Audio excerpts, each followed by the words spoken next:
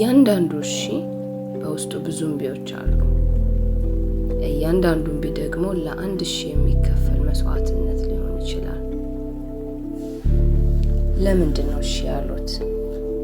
ምንንስ ነው እምቢ የሚሉት?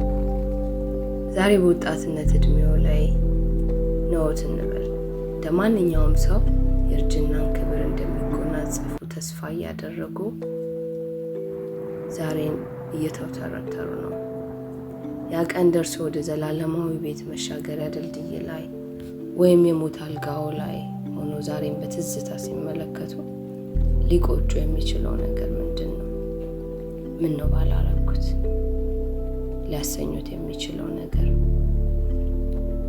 በጣም ዋጋ ያለውን ነገር ከኋላ እምብዛም ዋጋ የሌለውን ነገር ከፊት አድርጎ የመንከላወስ ነገር ይመስለኛል። ደጋግመን ራሳችንን መጠየቅ ያለብን ይሄንን ነው። ለምንድን ነው እዚህ ምድር ላይ ያለሁት? ለምንድን ነው እስካሁን በአፍንጫ ውስጥ እስትንፋሴ ያለው? ለምንድን ነው እግዚአብሔር እድል አድርጎ ቀን የሚጨምርልኝ? ታዲያ ይሄንንስ እንዴት ልኖረው?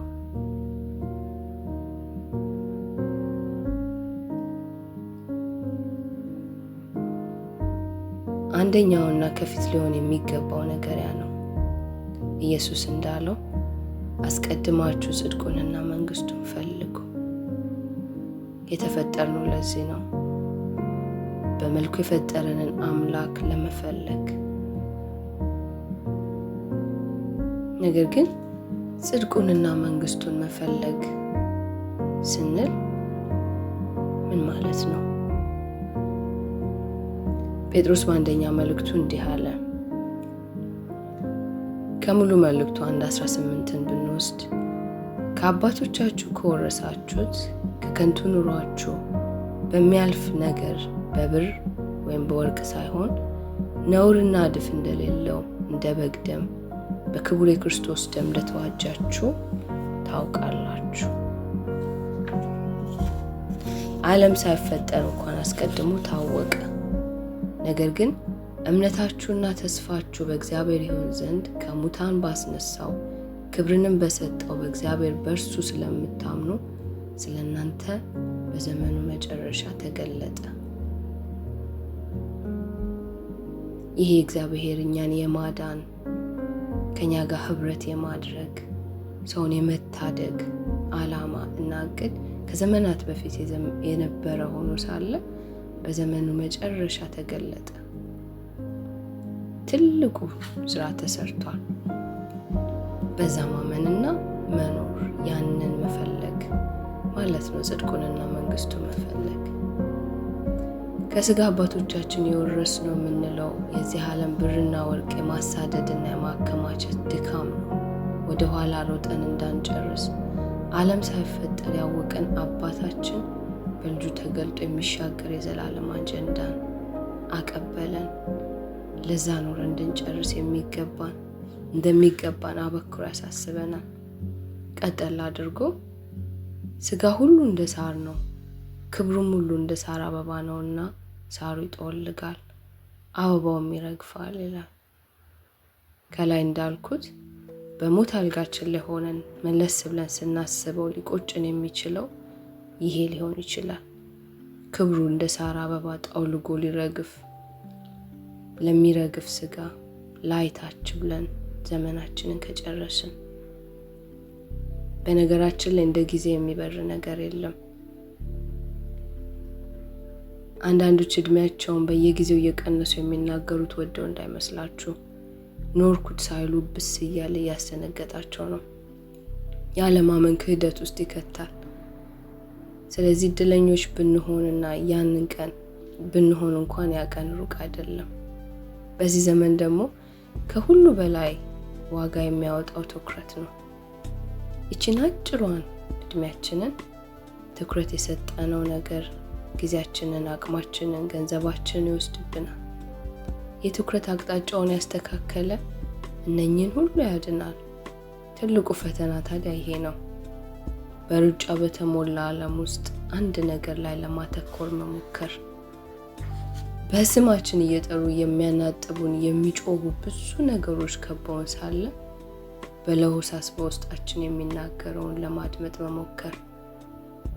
መቸኮልና መዋከብ እንደ መሰረታዊ ፍላጎት በሚታይበት በዚህ ጊዜ ዝግ ያለውን ኮቴ ለመከተል መሞከር።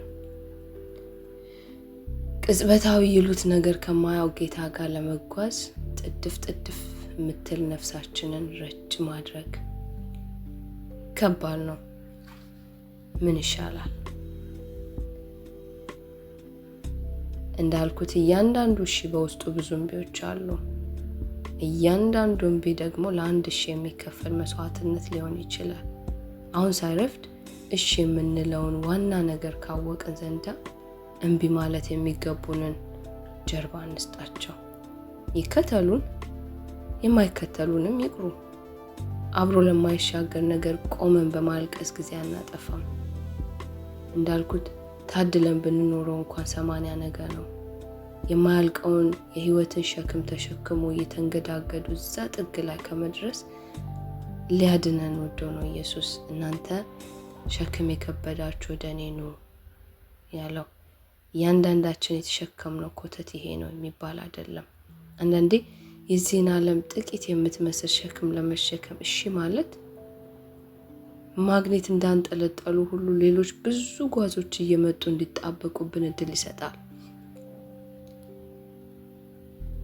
ለዛም ነው ኢየሱስ በተቃራኒው የዚህን ዓለም ሸክም እየገፋ የሚያባርረውን የእርሱን ቀንበር በላያችን እንድንሸከም የጠየቀው። ለዚህ ቀላል ሸክም እምቢ እሺ ብለናል እንበል። ኢየሱስ ከኔ ተማሩ ብሏል። ደግሞ ከኢየሱስ የተማርነው ብዙ ቢሆንም በዓላማ ላይ አይንን ተክሎ ሚዛንን ሳይስቱ ለመጓዝ የመጀመሪያው ነገር ሁሌም በጣም ወሳኙ ነገር ላይ ማተኮር ነው። ልክ ለማርታ እንዳላት በብዙ ነገር ስትናወጥ ስትደክምና ድካሟ ታይቶ ዋጋ ሳይሰጣት ሲቀር ደግሞ ስታዝን ማርታ የሚያስፈልገው አንድ ነገር ነው አላት። ዋናውን ነገር አወቅ ነው አይደል? ታዲያ ለምን ሌላውን አንለቀውም? ቢከብድም እሺ ባልነው ነገር እምቢ ካልናቸው ብዙ ነገሮች በላይ እልፍ ካፈራን ለሱ ቀንበር እሺ ለምን አንልም? ይህ አካል እንደ ሳር እንደሆነና እንዳሰብነው እንደማያራምደን መችና እንዴት እንደባናውቅም እንደሚረግፍ ለምን አናምንም? ጊዜም በልጓም መያዝ እንደማይሆን አወቅን አይደል? ማሳደዳችንን ትተን ዝግ ብለን የእርሱን ኮቴ ለምን አንከተልም? ልክ እንደሱ የመጣበትን አንድ ነገር ጥንቅቅ አድርጎ ሰርቶ ተፈጸመ ብሎ እልፍኛን እንዳተረፈ የመጣንበትን አንድ ዓላማ የእርሱን ቀላል ቀንበር ተሸክሞ በኋላ የመሄድን አንድ ጉዳይ፣ እሱን የመፈለግን አንድ ጉዳይ ግብ ለማድረስ ዝግ ብለን ግራ ቀኝ ሳንባክን ለምን አንሄድም? ለምን አንጨርስም? የሚገርመው ተፈጥሯችን ሆኖ 360 ዲግሪ ማየት አንችልም። ከአንዱ ዘወር ካለን ሌላው ላይ አይናችንን ተክለን መቅረታችን ነው እና ቀና ቀጥ ብሎ ለመጓዝ እግዚአብሔር ለኢያሱ እንዳለው ወደ ግራም ወደ ቀኝም ያለ ማለት ጸጋን ያስፈልገናል። ይህንን ጸጋ ራሱ ለመቀበል ግን ወደ ግራም ወደ ቀኝም አለ ማለት ያስፈልጋል። አይናችንን እሱ ላይ መትከል